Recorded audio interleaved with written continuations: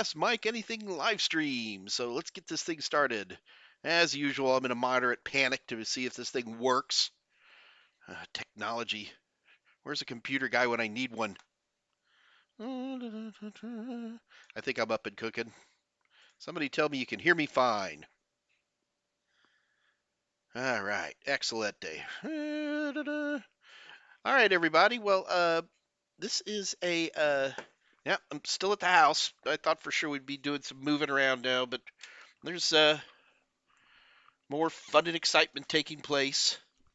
So here I am back at the Battle Bridge, aka my house, which is as good a place as any to do this. Uh, quick glance, I see that there's always so few people who start right at the beginning. Uh, so I almost hate to say too much other than hurry up and get more people on. I am going to take care of a little issue I got here. One moment, please. Ta-da. Yeah, there we go. I got a tiny little non-critical error popping up, but I just wanted to have a screen snap of it so I could deal with it later. Oh goodness, newborn baby. Yeah, I'm a grandpa number 3. My number 3 grandchild has just appeared.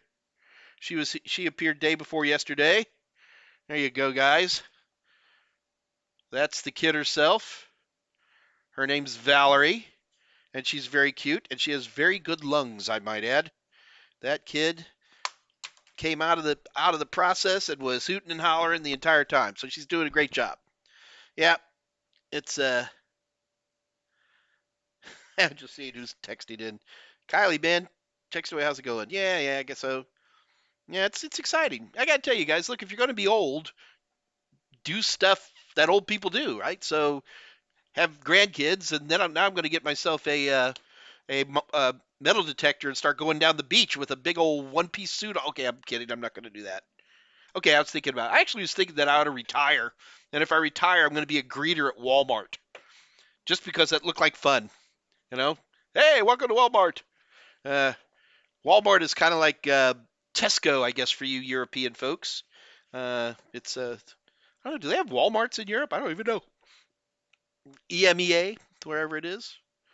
Let's see. Again, I'm going a little slow here as people start to slowly jump in. Hey, Patricia Grace, good to see you, babe. Andre, of course, Will Shaw, of course, Muhammad, of course, Lester, of course, and somebody called Toloit. We don't know who that person is. Clearly, they Jean Dorval. John, how's it going, man? Gino, this is kind of old, and of course, my favorite buddy Brittany's here. Cos, I still call it Cosmic Cat, although I want to call it Cosmic ATT so bad. It just makes me laugh. All right, guys, so let's go ahead and jump in. I think we've got a quorum here, 3 minutes in. Uh, first of all, welcome to the Mike Meyers live stream. The whole reason we're here is so that I can answer questions for those of us who are studying on CompTIA certifications. And, so many people complain that they don't have access to me. So that's really one of the main reasons I do this, is to just give folks an opportunity to ask me questions directly. And what I'm trying to do, uh, how do I make my link? What I want you guys to do is be able to contact me on LinkedIn. And I just thought of doing this, of course, so I'm not ready. There's got to be a way to do this. So I'm actually, maybe it's here. No idea. View profile? Maybe that'll work. All right, that looks like that'll work. Okay. So, guys, if you're not already on LinkedIn or at least not connected to me, let me put here in the chat window my LinkedIn account. It's I'm finding myself spending more and more time in LinkedIn, and I am not on Facebook. Not really. I have a marginal corporate presence. That's about it. But if you want to talk with me, LinkedIn's not a bad way to do it. Of course, we also have our Discord channel. I'm trying to make a point to get in there once a day into the Discord channel. It's hard for me to be there real time anymore. But I'm sure Dave Rush will be putting a link in there. And of course, Dave Rush, as always, is. Oh, look at Dave already got mine. Thanks, Dave. We did a double. But if we're not connected on LinkedIn, please take some time, get connected to me. I think it's really important and a great source of what's happening. Secondarily, we have a Discord channel, and do check out the Discord channel if at all possible. Have David put a link in there for the Discord channel. Uh, Jared Graham, are you guys still having issues? Yeah, we have issues with CompTIA vouchers. Yes, CompTIA doesn't want to give us vouchers anymore. So that's probably going to be a permanently disconnected option here. So we'll see what takes place. Tolowit, Mike could retire and do a PC builds for the Verge. I like it. Uh,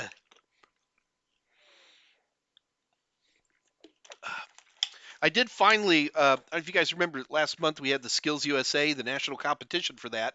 And so I dug deep in my wallet and got big prizes. I gave two $1,000 first prizes, two $750 second prizes, and two $500 third prizes. And it's actually pretty cool because the kids are buying themselves some good stuff with it, and it's fun. I tell them to send pictures, but I'm so paranoid today about anything. Everybody is so instantly offended. It's safe spaces and all that. So I'm even afraid. I wanted to put their pictures up on LinkedIn to congratulate them, but I don't dare do that. Uh, I've been told by my attorneys. Yeah, I have multiple attorneys in my life now. What fun! That without written permission, it's probably better for me not to do it. Welcome to 2022. God, what a crazy world. Back in my day. Um, so yeah, Jared, no more vouchers. Hmm. I went to the dentist this morning. I finally got all my teeth fixed. So guys, I quit smoking like 25 years ago. More than that. I quit smoking like 30 years. So I'm 60 now. I was about 30 when I quit smoking, and I got addicted to Nicorette. Uh, so I was doing the Nicorette gum, right? And so I was chewing the Nicorette gum, and a friend of mine was like, "Mike, you ought to try the patch, the Nicorette patch." And I was like, "Okay, so I'll try the patch." But I could only do the patch for about 3 days because the patch kept getting stuck to the roof of my mouth. That's a Mike original right there. Uh, okay, I did try the patch a little bit. But in all seriousness, uh, I started sucking on those Nicorette lozenges. And man, I was sucking on those things forever. So I finally said to myself, okay, I'm going to quit. I'm done with nicotine. I'm off this stuff. Where's Zach when I want to preach? Uh, so I so I went and got Altoids, the curiously strong mints, and I started sucking on those. Except I'd park them just like I would do a Nicorette. Now Nicorette is sugar free. Altoids are sugar full. In fact, Altoids are basically just sugar. So guess what happened to this side of my mouth? Because I would like grab an Altoid. I would grab an Altoid and park it, go to sleep with it, wake up in the morning, and I basically ruined the upper left half of my mouth. And so today was the last day for the dentist. So I have basically a whole new set of teeth over here, and the dentist is going to name the new wing of the dentistry office the Mike Meyers Memorial Wing. So yeah, but it was worth it. I'm off. I've been off nicotine now for 8, 9 months, maybe even longer than that. So it's all good. TD Washington, good to see you, brother. Remember, I just call everybody brother because I'm not, unless you obviously have a lady's name, it's all brother. So don't take it personally, guys. Don, my question answering machine is here. Excellent. Uh,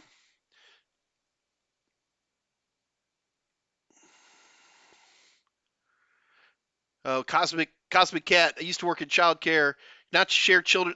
These aren't all children, for the record. A couple of them are minors, but when I say minors, are like 17 uh, at and getting there. So yeah, but yeah. So I don't know. It is a scary world out there, Cosmic. That's for darn sure. Savage Cabbage agreed with me. Why is all this old? This is great. All these folks I haven't seen for a while are popping on. Great to see you guys. Gino's here. Good Lord. Santy. Good Lord. Everyone been on. It has been a while, Santy. We've been having fun without you. Just so you know that, man. Um, so yeah, I got I've always worked as kind of like my own person, and for 91,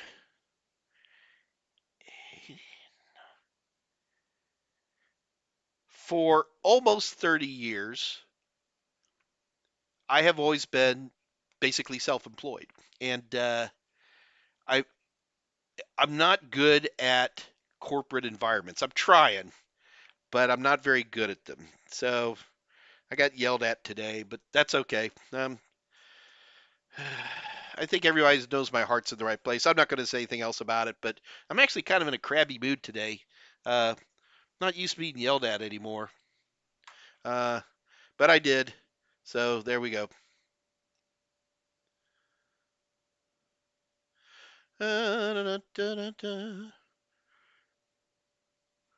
Ali Aga Samadi. Am I pronouncing that right, Ali? Welcome aboard. Glad to see you. Uh, Matus, good to see you again. Man, this is like lots of new faces too. This is fun. A lot of old faces, a lot of new faces. Uh, Don, Mike made me love networking. I owe Mike a check. Yes, you do. Make the check out to Mike Meyers, courtesy of himself. Thanks. Peter Hunt. Okay, I'm giving up. Did y'all call each other? All you guys who haven't been on in ages, y'all just call each other and say, "Hey, let's all go show up and see Mike today." This is wacky. So Dave Rush says I missed something. Hold on. 206. Daniel Denew. Hi, Mike. This is at 206. Hi, Mike. I'm learning from your Network Plus course on Udemy. Great. And I have a question. What happens if I use Cat 8 cable for my network? What will happen is that your wallet will be emptied very, very quickly. So Cat 8, I don't even remember. That's not even a standard yet, is it, Dave? I don't think Cat 8 is official. So in the cabling world, cable manufacturers are always making cables that are better than the current standards. Cat 8. I mean, I've seen the name. So Cat 8. What's this? So it says bandwidth up to 2 gigahertz. Well. Oh, Dave says Cat 8 is already approved. All right. So why does it say? I'm just grabbing a arbitrary site, and it says that 2 gigahertz, not bits per second. That's gigahertz, and I should have been up on that. So, and Cat 8 is up to 25 or 40 gigs, shielded only for the 40, I guess. Yeah, it's great. These things are expensive. I mean, that's always the big challenge, right? Because right now, most networks are running gigabit cabling. You'll see some that are 10 gig, but the 10 gigs tend to be like backbones and stuff like that. So Cat 8 actually pushes that to 25 gigabits per second or 40 gigabits per second if it's shielded. So that's impressive. The only thing I'm going to tell you, is it's going to be very expensive to do that. And I would be judicious about that. Alternatively, and this is where my buddies over at Bixby get in challenge with me, and that is, look, you only get like one chance to put cables in walls cheaply, and that is at construction. So a lot of people recommend using the highest cat rating cable you can get, and it's just that could be really. Let me here. You know what? Let's just see. What is a price of?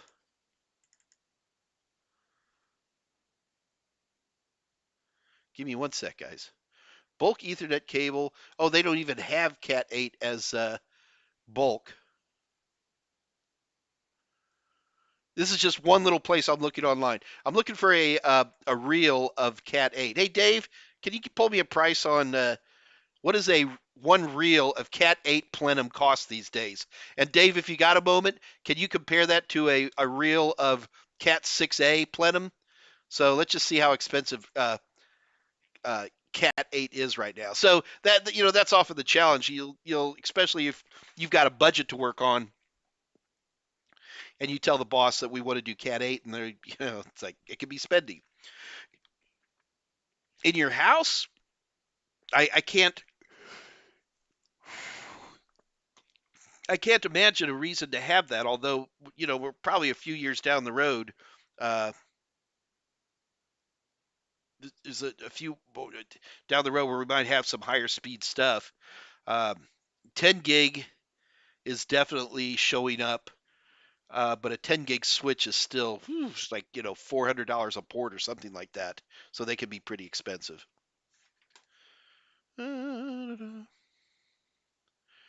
Charlie Schaefer, man, what is going on here? This is great. All right, so anyway, guys, do keep in mind that the main way to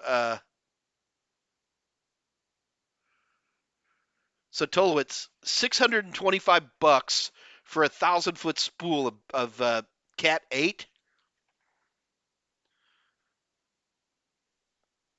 So what does a spool of Cat 6A cost? How much is a spool of Cat 6A? So Tolowitz telling me he saw some prices, $629 for 1,000 feet. So that's 62, 63 cents a foot. That's actually not bad. Um, but and again, Tolowitz, but of course he's in Hawaii, so those prices are crazy.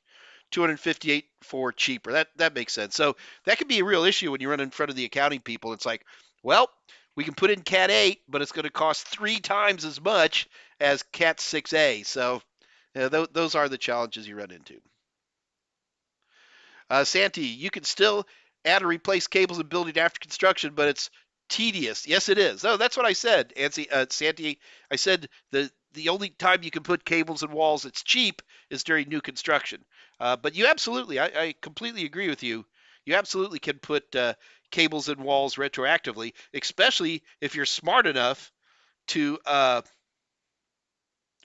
especially if you're smart enough to put pull cables in, which a lot of people fail to do these days, which surprises me. But literally, for every drop to have a pull cable, and a lot of times you'll see it when you come to the medium distribution frame where the racks are, and you'll see this big. Oh, I wish there'd be some way to look up that kind of a picture. You see all these pull cables. You have your main cables coming out, which are going to start connecting to the patch panels. Then you have this pile of pull cables. Always a lot of fun because they're usually unmarked and you're trying to figure out which one's which basically means most of the time when you're using pull cables that are in horizontal runs, you pull from the MDF down to the individual drops because otherwise you got this big bundle of pulls and nobody labels pulls. So there you go. Santi, the switches we use can utilize up to 100 gig, but only with an add-on module that, yeah, those can get a little spendy. Currently, most people 10 gig, but typically use port aggregation. Sure, I won't disagree with that, Santi. What time is the special webinar for Cyber Labs and the date? Oh, that's Dave has this somewhere. Oh, here, I got it. I got it. Here, I'm just going to cut and paste Dave's link. Dave, I got it. You don't have to cut it. So this is what Dave posted, which I'm pretty sure he got from me. It's a Zoom meeting, and check it out. I believe that in order to watch the CyberNow Labs presentation, here, I'm going to do it right now. Yeah, all you have to do is click on that link I've just posted, and that'll let you sign up. Honestly, I don't think anybody's going to be in a panic about that, but go ahead and go ahead and sign up. They're pretty nice folks, seriously. Oh, for those of you guys who don't know, especially we have a lot of old faces in here. Let me fill you in, guys. I've been bought out.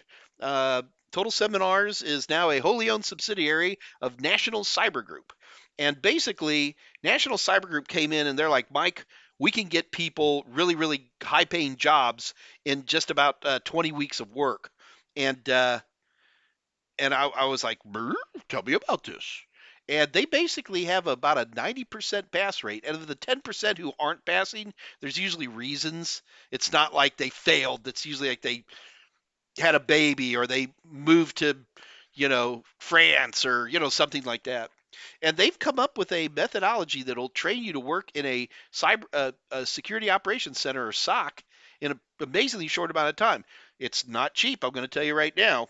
It's like $6,800. Now wait, you go, oh my God, that sounds like so much money. First of all, if you meet certain criteria, like get your security plus before you start, stuff like that, and really don't miss class and things where they have a real extremely high degree of confidence that you'll pass, it's half of that. $3,400. You pay the other $3,400 when you get a job, and they will place you. I mean, they have fanatical placement people. They have all the connections out there, and you'll get a job. I mean, anybody listening to this channel would get a job. The average starting price is $88,000 a year, and of course that's a health plan and everything else. I'm not kidding. I am not kidding. Guys, I've seen this happen twice before in the computer industry. Once was around 1991 when there was this thing called a Certified Novell Engineer, CNE. People were doing that. And the other one was around 1001, 1002 was with the Cisco CCIE. Arguably, CCISP also had that for a while, but not quite as good.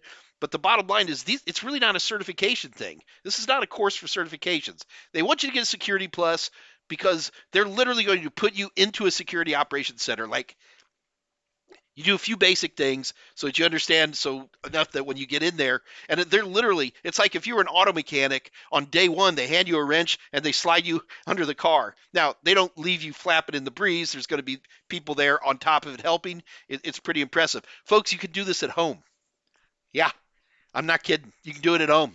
For you folks in the United States, you don't have to be a U.S. citizen, don't even need a green card. All you have to have is some way to legally work in the U.S. And it's an amazing, absolutely amazing deal. They got all kinds of payment stuff. It's a good deal. And the nice part is you can take the course for a few weeks. And if you're not thrilled, they're like, okay, thanks, bye-bye. So that's all the sales pitch I'm going to do. Look, it's not for everybody, okay? And also understand, I'm an investor, okay? So Mike Meyers has a vested interest in this, so take that with a grain of salt too. But I completely condone it, guys. When I decided to sell my company, I had honestly 12 really solid people who wanted to buy me out. I picked these guys. I picked these guys because they have one of these amazing programs, and you can do it at home. They have a placement rate, which I'm going to say, look, they don't make any guarantees, but I'm going to say that the good quality people is about 100% pass rate. Okay, that's what I can tell. See, this is the problem they ran into because if you're really good, you only had to pay half up front. A lot of people, they're like, oh, I got to go. And they never paid the other half. So they fixed that loop. So don't even bother trying to fool these guys. But anyway, so National Cyber Group is now actually Total Seminars, and we get you guys started, and then it's Cyber Now Labs. This is an absolutely amazing program. We've got the link in there. Just check it out for yourself. Does that mean this is the only thing I do? Heck no. Total Seminars is doing great. We're going to have A+, Net+, Security Plus. We're going to have all kinds of pluses out there. That's all still going on. That's a critical part, and I'm going to be here for a long, long time. Okay, I'm kidding, but thought I unplugged my microphone there. And Total Seminars has continued to expand our offerings. I officially don't work for Total Seminars anymore, even though it still exists. I am now an employee of National Cyber Group. But all the emails, everything's there. Dave posted those. Let me get mine up there as well. If you need to get a hold of me, I see David put the National Cyber Group email address. I should change these. Any of these addresses work. They all work. Everything's there for you. So if you ever want to get a hold of me, these are all the different ways we can do that. Absolutely no problem.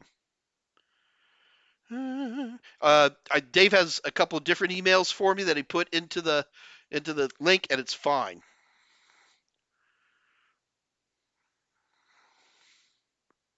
I'm looking at Dave's prices for Cat 8. So he's got what's called Cat 8.2. So I guess there's been some.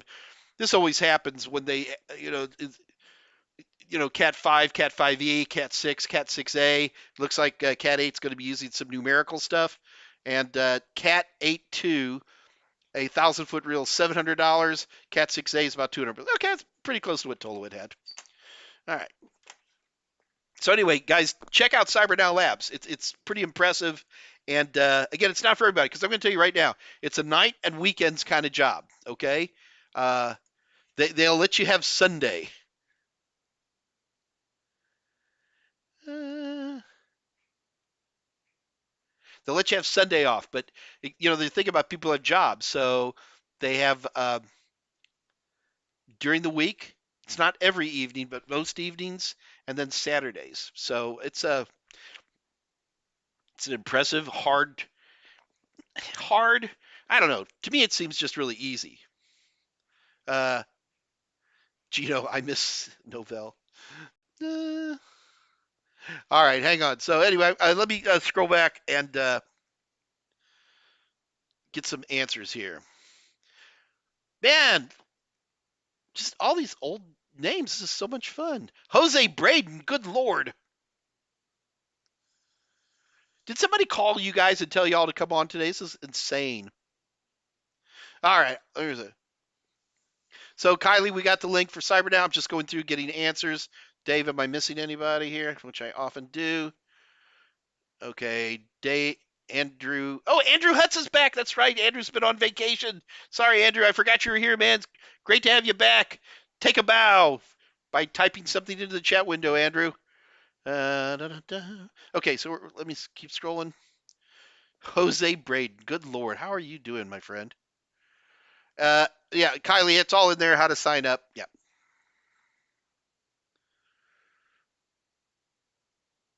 Suzuki Sakoma. Hello, sir. Hello, Suzuki. Hmm. Will the CyberNow webinar be recorded? Uh,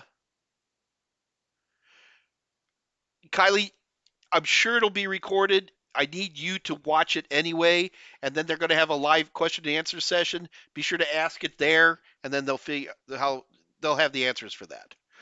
Todd Bevins, how long will you stay on today? Until the questions run out. We're going to have a practice question giveaway, but that's about it. I have no intention of moving on. I'm working closely now with National Cyber Group to actually expand the live stream into something more, Linux text tips kind of a thing, sort of production. We've been looking at studio space and how to do that. I'm even thinking about bringing it back to the house. I don't know if you've seen my older videos uh, where we have it here on the Mike's AMA. We're going to bring that studio back. There's still conversations. Uh, it takes a long time to do stuff in a corporate environment, We'll get there though. Suzuki's got a question. Yesterday I got called by a client and had an issue printing from a POS to a shared printer. Okay. The client said he was printing before with no problem. First thing I did was pinging the shared printer and found that the packets can't reach a destination. Long story short, I had to disable or turn off the option and the incoming ICP on packet rules on you said Kaspersky. I love Kaspersky, but man, you do have to take a wrench to that anti-malware so that the POS can print to the shared printer. Okay. In this case, what does ICMP have to do with preventing other local PCs from? It doesn't have anything to do with it. People forget that ICMP is a lot more than ping. Is probably the biggest issue here, and there is a lot of different types of ICMP packets that go back and forth that could cause problems. Probably is ARP ICMP? I forget. Sorry, guys, I got to scroll. I don't think ARP is. Anyway, so actually, if you take a look on the Wikipedia article for ICMP, you'll see there's all kinds of different commands in there. And like for example, I forgot about this: router advertisements and router solicitations for IPv6 are all ICMP. So a router that's blocking ICMP, first of all, I'd have to know exactly which router you're talking about. A lot of these home routers, they'll say block ICMP, but they're not really blocking everything. They're mainly blocking some ping and a few things like that. To completely block ICMP can be a problem. And it smells to me like you did a perfect fix there, Suzuki, by unblocking ICMP. The bigger conversation you and I would have to have, and this is something you should be doing on Discord, is talking about exactly the model and stuff like that. The other thing you got to remember is this, and I know this is hard. This is hard. You fixed it. You fixed it. Okay? So if you want to talk with me or the guys on Discord about why it's fixed, we can do that. And that's fine and it's fun. But the reality is you're getting paid to fix things and you fix things. Do you understand what I'm trying to say? Sometimes the academic fascination of knowing exactly why hitting it with a hammer makes it work isn't worth the time. Your boss doesn't care. Your paycheck doesn't care. You don't care. Okay, maybe you care, but move on to the next job. Get back in the van and hit to the next one. But here, Suzuki, you can talk about it all you want. Peter Hunt. Answers are being taken there. Brittany, when should somebody study for the 1101 and 1102? I'm having issues at the moment. Brittany, still got my phone number? We'll talk about that. I got an offer for you. I know you've had some challenges, so let's have another conversation. Cosmic ATT, Cosmic Cat. To what extent does the 1002 exam cover dynamic disk? What would you use a dynamic disk for? The only reason you're going to really, in my opinion, that you'll be using dynamic disks in a window environment is to support software RAID. Ooh, Dave, am I right? Is there another reason to use dynamic disks? In fact, a lot of the talk these days in the Microsoft world is avoid dynamic disks if you can do hardware RAID and things like that. So you just stick with basic disks. Guys, dynamic disk is fine. I have many, many systems that have been running 10 years with dynamic, around that time with dynamic disks, and it works fine. There's nothing wrong with it whatsoever. I'm just telling you what some other noise I heard out there is.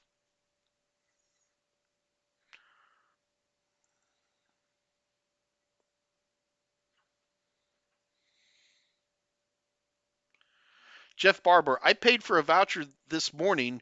Will I get a refund? No, Jeff, you'll get a voucher, right? Because you bought a voucher, you want a voucher. I'm not sure what you're asking for there, Jeff. Don Odinga, Uncle Mike is the ICT director. What type of questions would you ask an interviewee on the last phase of interview for the position of network and systems admin? So generally, if you're going to do like the 3-level interview, you've already gone through the technical stuff. So usually by the 3rd level, everybody has different first, second, third interviews, right? Or sometimes it's just 2 interviews. Heck, sometimes it's just 1. Usually, but at the 3rd level, what we're looking now is some of the interpersonal stuff, knowing how that person's going to be working within the actual environment. At the 3rd level, I've actually seen coworkers, potential coworkers, come in to just talk to the person and see how they'll do. This is where you need to be yourself. This is where you need to sell yourself as a team player, like Mike Meyers is not. I'm not. I'd like to be a team player. I just have an opinion on things. They want to see if you're a team player, if you're going to have the same energy. You know, this is like on that last interview, a lot of times, whoever's interviewing you, whatever their energy is, match it. If they're kind of low and slow, then you'd be a little bit low and slow. If they're way up here, you'd be up there. And you're selling yourself interpersonally. And this is assuming we've already done technical interview, of course.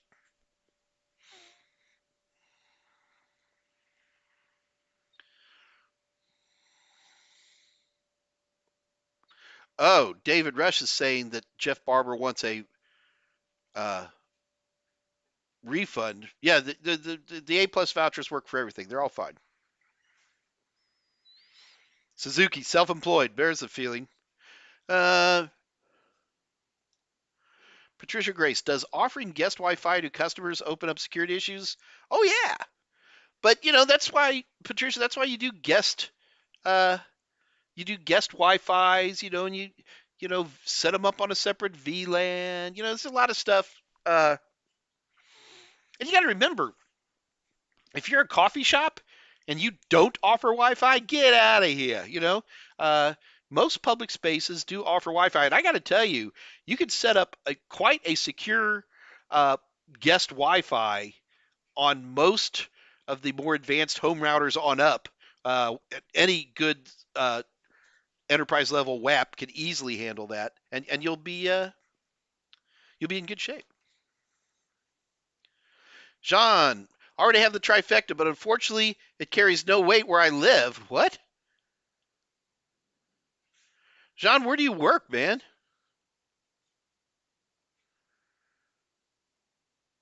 Yeah, John, tell me where you work. That might help me get an idea.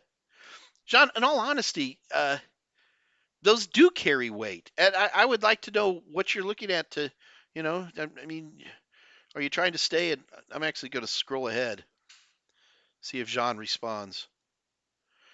Oh, Turks and Caicos Islands, John. I'm sorry. I don't even know where that is. It's in the Caribbean, I assume. It's so embarrassing. I have a hard time believing that those wouldn't have a lot of weight. Okay, they're definitely Caribbean. UK.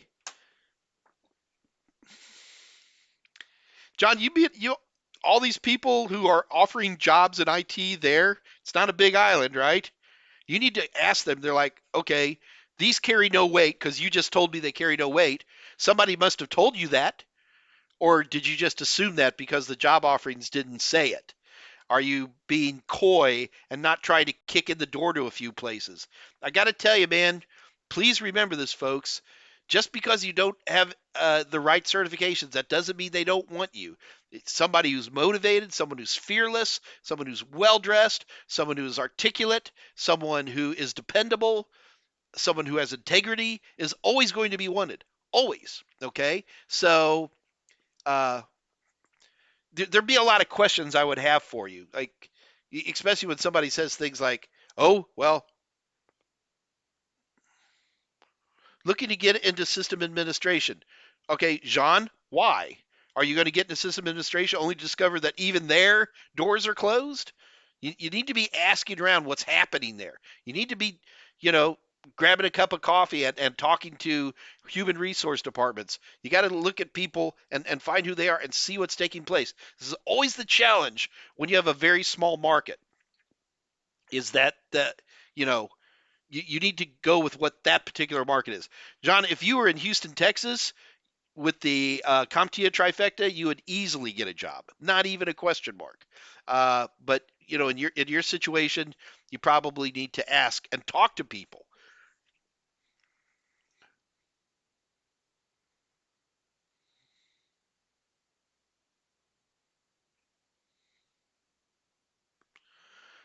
Uh, Old Chimes, that's a new name. Uh, all right, guys, I want to do a giveaway real quick while we're thinking about it. Anthony Sassini. Okay, now guys, I need to tell you about Anthony. Do not ask him about Pringle can uh, Enigma machines. Okay, he doesn't know anything about them. I'm goofing with you, Anthony. So I ran into Anthony at Skills USA this year in Atlanta, and he emailed me, and I completely confused it. So and I'm so sorry about that. Yep. Uh, so Jean, there's some good recommendations for you here that you should. There you go. Currently working with the IT manager at the hotel I work at. See that, Jean? It's going to work for you. You're doing the right thing. Old Chimes. Senpai didn't congratulate. What did Old Chimes do? What'd you do, Old Chimes? Old Chimes, whatever you did, congratulations to you.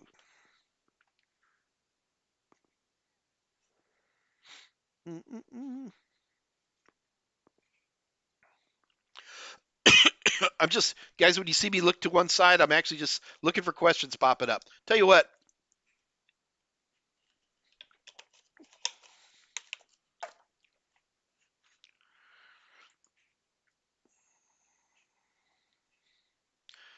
you want to do a question on Turks and Caicos Islands? No, I'm kidding. Jean would be like, yeah, let's do that, Mike. That's easy. No, no. Let's go ahead. We're going to have a competition right now, folks. And we're going to be competing for 90-day free access to the practice questions of your choice, okay? So, in order to do that, let's pull up a question. Oh, these are terrible. So this is just some arbitrary site. I found them.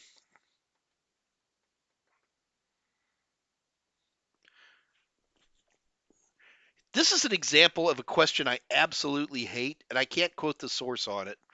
It's not one of mine, but it's kind of interesting. So I'm going to bring it up in PowerPoint real quick. Let me whip up a PowerPoint. Yeah, you can always tell, guys, I do such a good job always have my practice questions ready ahead of time.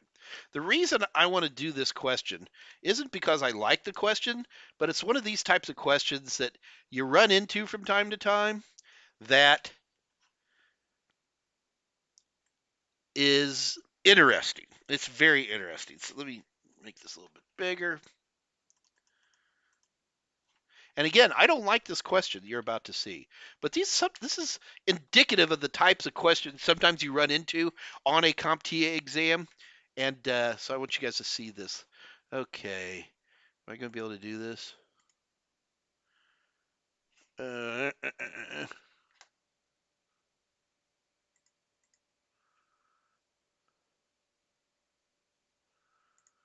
what is it? There we go. All right, let's see if I got this right. Come on, I got a delay here, so what I see on my screen is much sooner than what you see on your screen. Come on. Do it. Can't. All right, I guess it's stuck here, but we can all read that. All right, so a technician is replacing a laptop's hard disk drive with a SSD. Which of the following should the technician do first? Now, for the record, guys, I don't have a definitive answer. I'm pretty sure I know what it is, but I don't have a definitive answer. So I'm going to let you guys chew on this one a little bit. There's only one answer.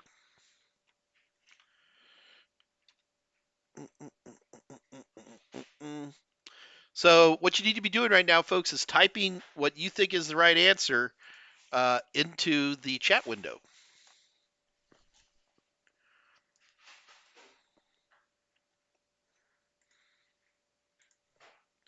I'll give you guys a minute.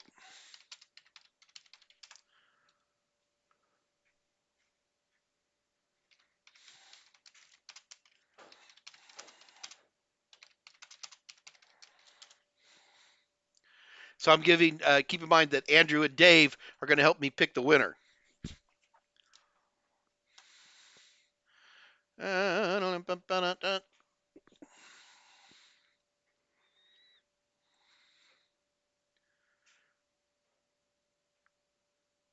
Come on, guys. So I'm literally waiting for Dave Rush or Andrew Hutz to help me pick a winner here. So while we're talking about this, let's talk about what the right answer is. And again, guys, there could be more than one right answer here. I don't think there is. But let's go through A, B, C, and D. B, upgrade the RAM. Forget about it. That's not going to help. C, enable SSD support at BIOS. Really not a common kind of thing. There actually was SSD support a long time ago, but that was really just to like light up a SATA port or something like that for but I don't like that one either. So B and C are out. So even though I don't like this question, I can get it down to A or D. Install SSD drivers inside the operating system. Let's think about that for a minute. Have you guys ever seen an SSD driver? No, SSD is basically a glorified version of well, it's either going to be running SATA code or it's going to be running PCIe, right? So though both of those types of protocols are built into every operating system. So this is a process of elimination. I'm pretty sure A is the right answer. Number one reason I think A is the right answer is when in doubt, always back up. And then number two, through process of elimination, I'm pretty sure it's got to be A. So I'm going to go with A. And let's see, who got who? A. I'm going to give this one to Justin Miller. All right.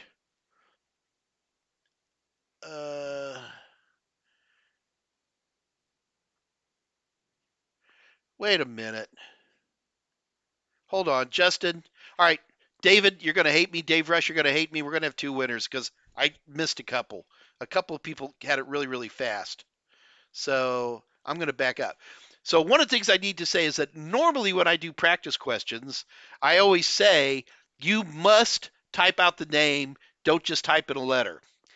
I didn't say it this time Now, I promise going forward I will always do this, but since technically I didn't say it, I'm going to have to give this also to a newbie called Benjamin.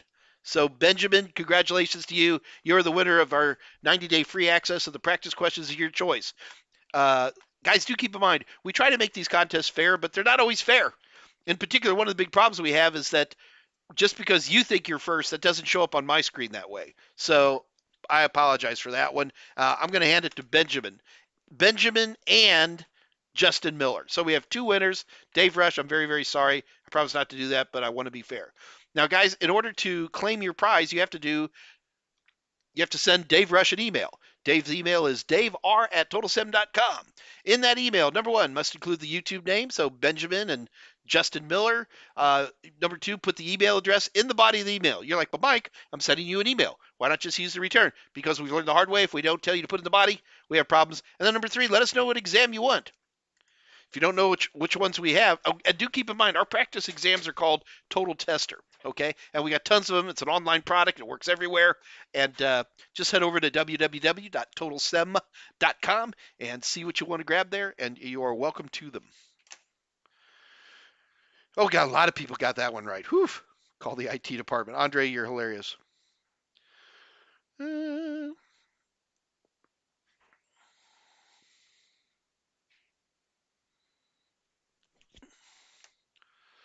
Okay, guys, do keep in mind, everybody's like, I didn't win. It's not that big of a deal.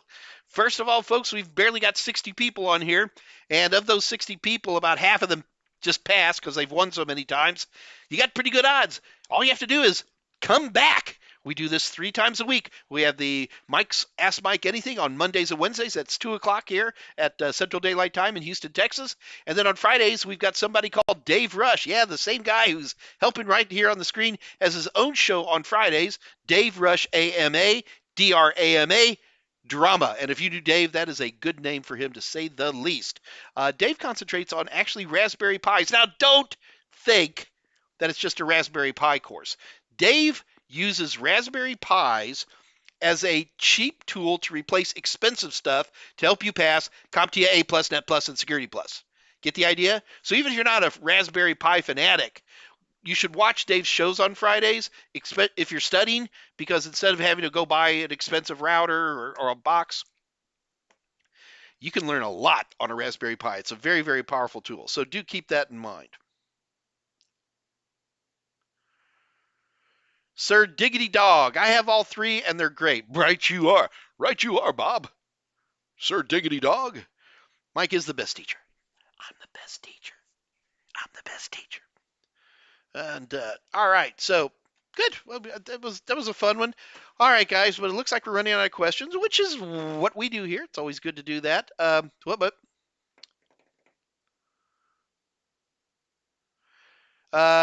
Sifodius, yes. CompTIA quit giving them to us, and we can't give them away.